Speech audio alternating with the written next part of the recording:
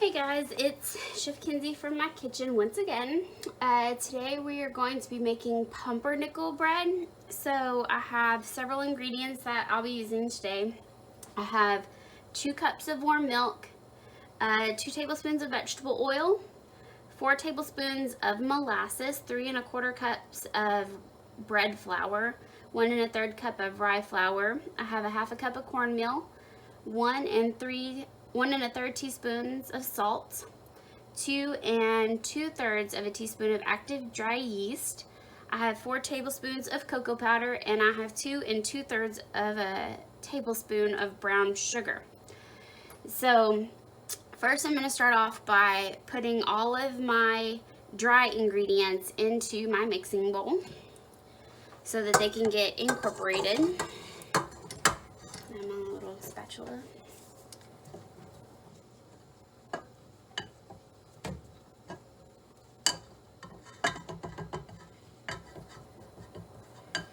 Alright, there's my bread flour.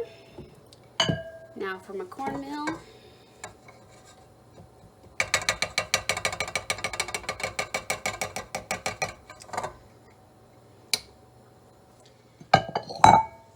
And my salts, yeast, cocoa powder,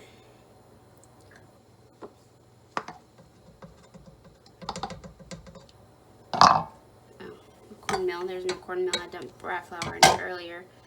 And my brown sugar. I'm going to mix this well.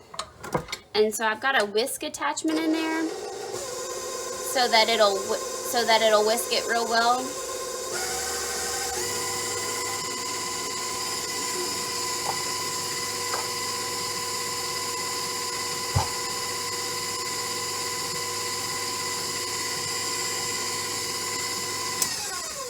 Alright, then I'm going to switch from my whisker, my balloon attachment, to my dough hook. Alright, and then we're going to add in our milk.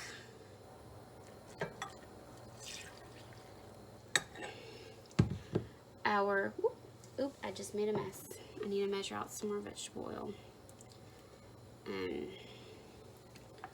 Molasses. Okay.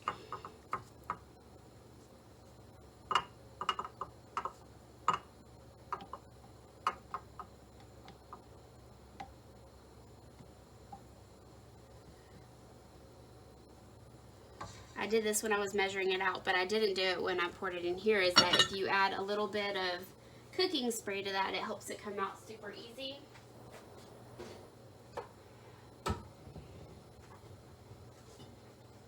So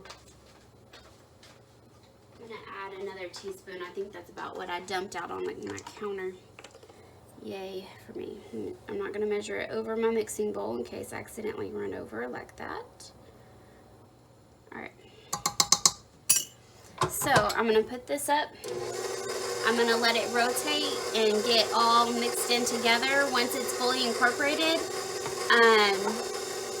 it's going to be kneaded for 15 minutes.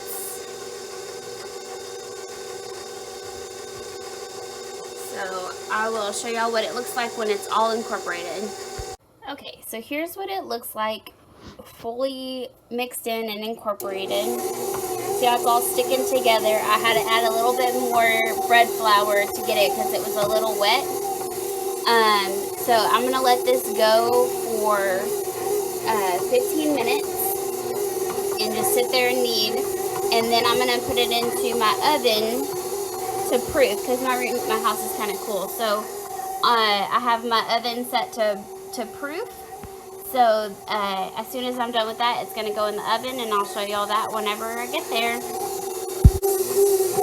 Alright, so we're going to stop the mixer, and we are going to pop it loose.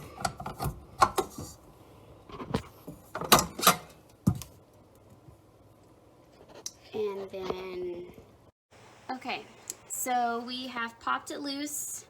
I'm going to pull my bread dough off.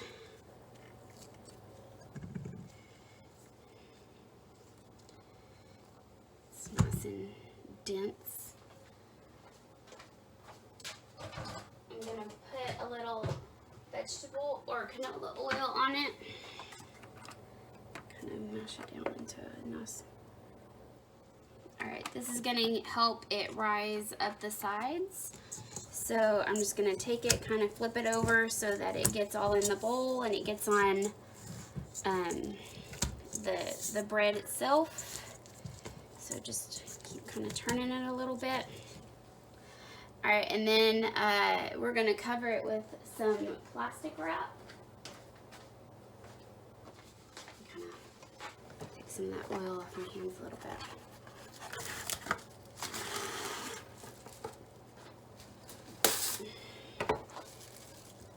And we're just loosely covering this so that as the air circulates in the proofing cabinet or in my oven, it doesn't dry out, because we don't want it to dry out. So this is gonna rise for 30 minutes. We're gonna knock it down, form it, and then it's gonna go into a loaf pan or a bowl. I haven't decided yet, so stay tuned.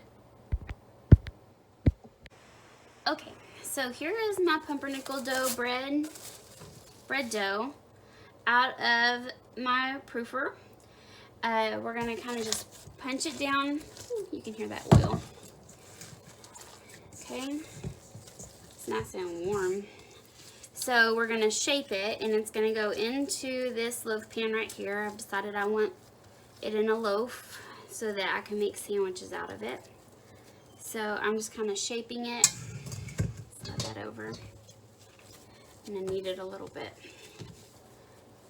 Kind of get it into that log shape that I want.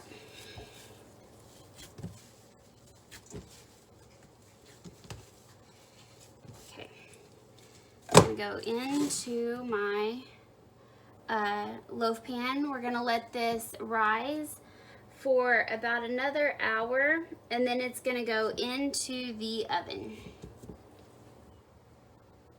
Alright guys, so my pumpernickel bread has been proofing for an hour.